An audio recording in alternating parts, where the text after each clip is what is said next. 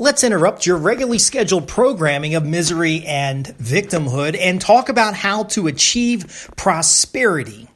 As a high-income professional entrepreneur, if you want to achieve prosperity, I will share with you the secrets. They're not really that secret. You've probably heard this before, but I will share with you the difference it gets things accomplished. I'm Justin Hitt with Sustainable Wealth Secrets. I hear a lot of people that say, hey, I want to be prosperous. I want to be successful. And I say to them, what does that mean to you? And there's dead silence. I say, well, does it mean $1 million? And they're like, yeah, I would like $1 million. I said, well, what's keeping you from $1 million? And then out comes the verbal vomit, the impudent, just all these excuses about why they don't have $1 million. Now, these are people who earn $100,000 to $200,000 a year, either in a high-income profession, an engineer, a consultant, a software developer, or they may own their own business. And over the last 10 to 15 years, they've made $100,000 a year, $200,000 a year, and they're trying to get to the next level. And if you've been making $100,000 a year in the last 10 years, you've made more than $1 million. And the question would be, where did the money go? Now, of course, taxes took a lot of that. Your necessary living expenses took a lot of that. But you've had an opportunity to save from 25 to 50% of your gross income over this time period. Now, you might be saying, well, Justin, wait a second. How do I save 25% of my gross income? How do I save 50% of my gross income? Well, let's go back to context. These individuals are 30 years old, 35 years old. 10 years earlier, they were making six figures. They were not unique. It was the industry that they're in. And at the time, they had very little expenses, no family of their own. They lived in an apartment, and they blew every penny of what they earned. Now, don't get me wrong. I've been in that case. I earned $98,000 a year for quite a while as a consultant before the dot-com. Now, that's equivalent to like $134,000 now in 2021. And I was spending $450 a month on a girlfriend. I didn't hire a girlfriend. That's how much we go out to dinner and I take her places. I was considering even buying her a car. See, sometimes we make a lot of money when we're young. We buy friends because we're working all the time and we need a reason to get out and you want to show people how successful you are. I bought new cars. I bought suits, nice clothing because I was out selling my services. I had to look presentable and so on and so on and so on. But what would have happened if I had a different mindset about achieving prosperity? What if my definition of prosperity wasn't the amount of money I earned, but my free net cash flow? Listen carefully, folks. Your free net cash flow would be the funds that are left over after expenses. Now, that's difficult at times because you do have necessary expenses. But remember back when you were poor? Remember when you first got that first job and you weren't making enough? And you had that dream, you had the desire to make six figures or better? And, you may have, some folks I work with, it may have started in the 80s to try to make six figures. And now they finally achieve there, not because of their skill set, but because of inflation. But still, what if we skimmed off the top and forced the free net cash flow by contributing to our 401k account, to our qualified retirement account, to a little account that we call the Kiss My Ass Fund? See, I put aside 5% of my gross in my Kiss My Ass Fund. And that fund is designed specifically to grow up and basically do whatever the hell I want to do with it. And it sounds silly, but think about it. If you're cutting 5% off the top of your check, 10% off the top of your check, 20 to 25% off the top of your check, you won't notice it because you never got it. It wouldn't be any different than not making enough. Now, as you get raises and promotions over time, you can actually take that promotion and set it aside. Now, I agree. There is a necessary cost of income increase. Maybe you have a child, maybe you get married. Other factors might be there to consider. But if your goal is free net cash flow, then you've got to grow that top line as fast as your bottom line is growing, maybe even faster. So what is your definition of prosperity? If your definition of prosperity is a high income, you're going to have nothing in savings. If your definition of prosperity is to be able to do whatever the hell you want, you're going to spin yourself into a hole. There must be bounds to everything that you do. And that's why we often talk about the dual goal, the goal that has two measures. So if you want to be wealthy and have $1 million in the bank, you measure it by both free net cash flow and net worth. Because you're not going to get to net worth without free net cash flow. And you're not going to have free net cash flow without having a net worth to leverage, because there will be times where you need that cash flow to be, for example, a mortgage. So you may need to go into a mortgage in order to get a house in an area close enough where you can work the job that pays the money that you need to move forward towards your goals and objectives. See, you can cross the finish line of life with greater significance than your ancestors. You can make your family proud and achieve levels of wealth your parents only dreamed about. But it does take thinking about things differently. If we look at statistics and we talk about standard deviation, the majority of the people are going to be somewhere around the middle. Very few make it into the top 10%, the top 1%, the top 0% of wealth. That fraction of a percent that's way up at the top. And if you are measuring your expectations for prosperity against the best or the worst, then you're not going to achieve what is best for you and what takes you to the next level. Now, when you're watching movies and shows, you see like The Wolf of Wall Street and you see their impression of prosperity. He ended up in jail. You see the show Billions, where they're constantly manipulating, and it gives you an idea that wealthy people are constantly cheating people and that they're constantly tricking people. And the only way to get ahead is to do things that are illegal. These things aren't true. There are many wealthy individuals that you would not know are wealthy if you took a look at them.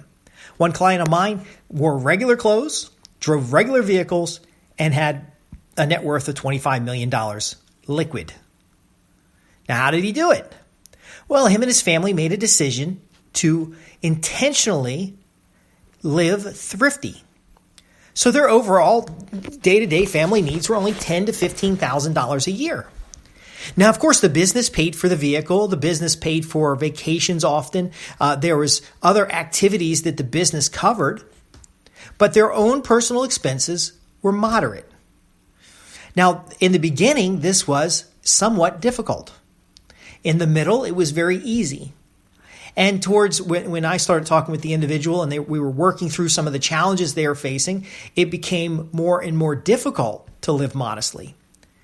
The wife, for example, said, hey, look, we've got all this money in the bank. Why not enjoy it? Why not enjoy it? Have you ever heard that from your friends? You get a raise and they're like, let's go out and celebrate.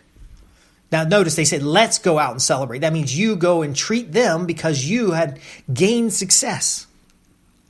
You may say, well, you know what? I can finally get that car of my dreams, because you defined prosperity as a classic vehicle or an expensive Mercedes-Benz. But wait a second. What contributes to prosperity and what contributes to your definition of prosperity? See, good health and vitality might be more valuable as you age than when you're young. Yet when you're young, you build the foundation for good health and vitality, because no sense having a great fortune you cannot enjoy. Meaningful relationships, what about that? There's a lot of times that it is true, the more money you make, the more other people want that money, especially if they see you with that money. So when I was 20-something years old, I'm making $98,000 a year, and I'm basically taking people out to dinner and treating groups of people to $200, $300 dinners. I would take my staff out and kind of do a presentation, and then we talk about what's going on over a meal. And in some cases, this was a good thing to do, but in other cases, folks started noticing. Clients would sue me, say I was overcharging them. And I said, well, why are you suing me? You signed a document that said the deliverable was delivered. You signed a document that says you were satisfied with the work and that the project had closed out. And now you're suing me because you're saying I charged too much? Well, you signed the work order and I approved all this. How could I have charged too much? Well, I saw you the other day with a new car. And, you're cruising around town and you're 20-something years old and I'm 50-something years old, busting my ass in business, and you seem to be doing so well.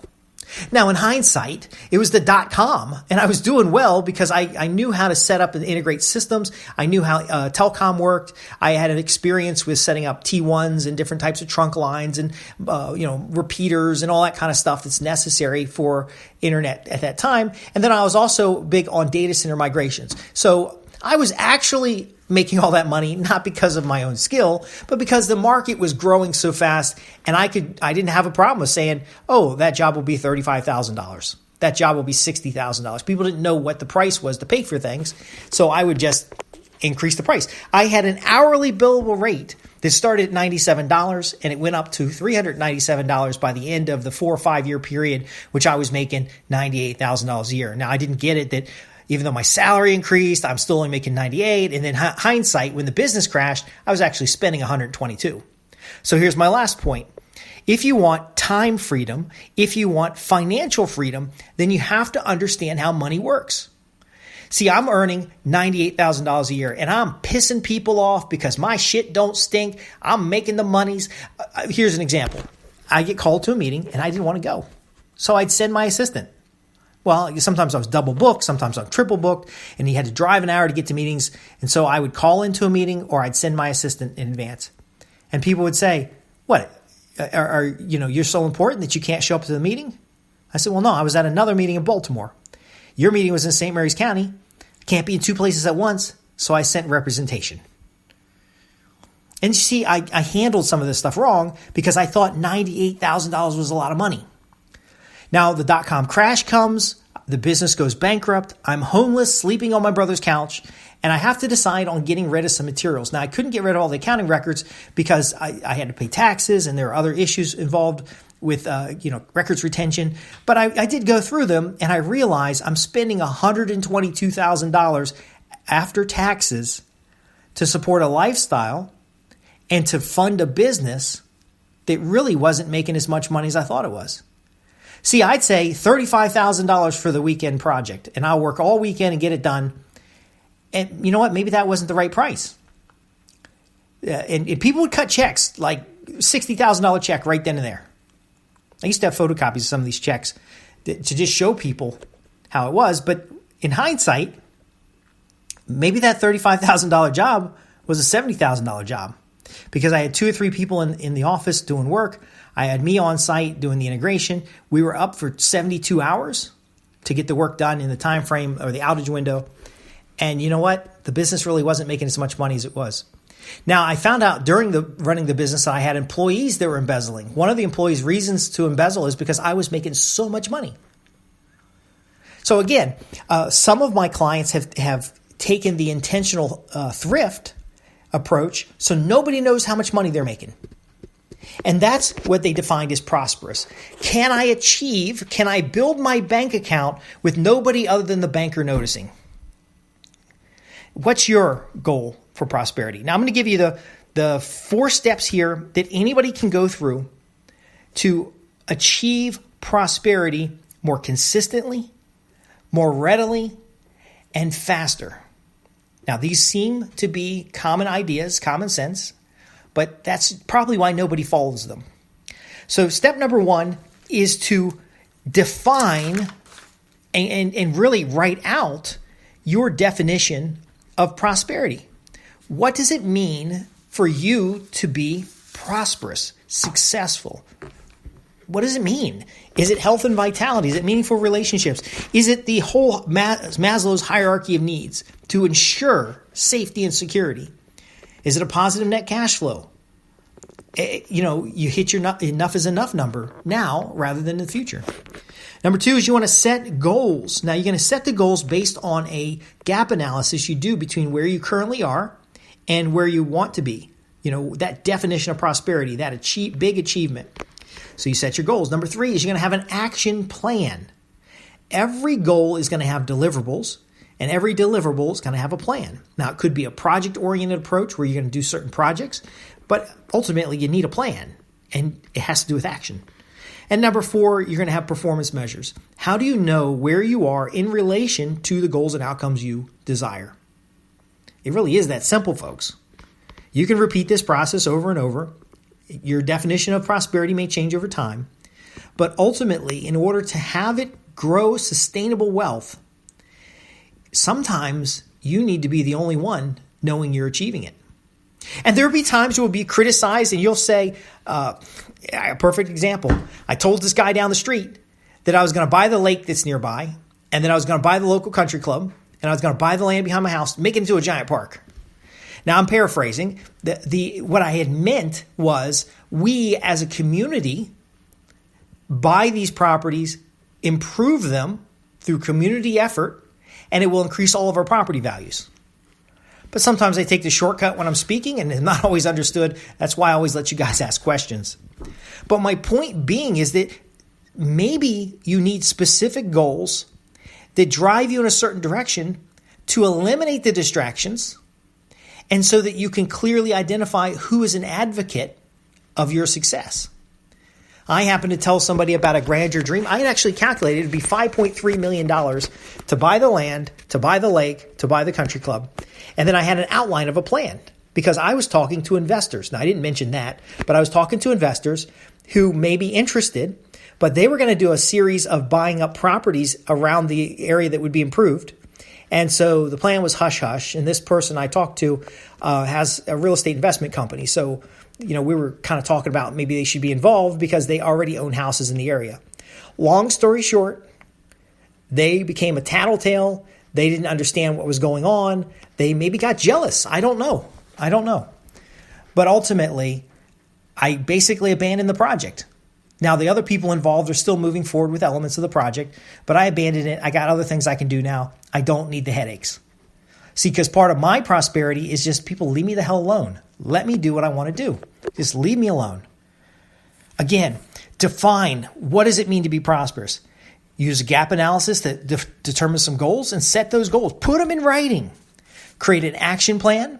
The action plan can be task-oriented or project-oriented, but it's always going to create certain outcomes that move you towards your goal. And finally, use performance measures so you know where you stand from where you started to where you're going. One of the biggest challenges I hear from clients is that they often have a lot of effort that goes into something, and by the time they look back to see what they've done, they realize they've achieved a little bit, but they also realize they've wasted a lot of time. They didn't have that clarity of direction.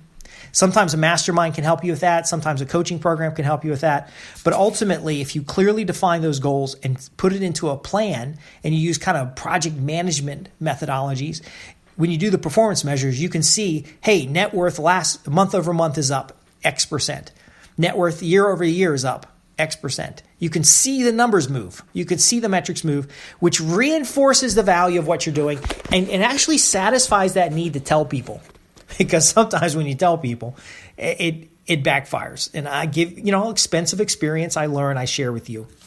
I'm Justin Hitt with Sustainable Wealth Secrets, and we've shared a surefire 4-step plan to achieve prosperity. If you'd like my support in implementing your plan and even defining what is prosperous to you, we're not all about money here. Money is just a medium of exchange. That's all it is. In some cultures, they barter with leaves, okay, or beads. Some other cultures, trinkets of gold, and we use a fiat currency. Again, what is prosperous to you? What does it mean to be prosperous? If you don't get anything from this podcast, at least write that down.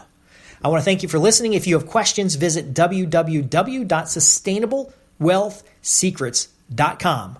No spaces, no dash, sustainablewealthsecrets.com. Thanks for listening.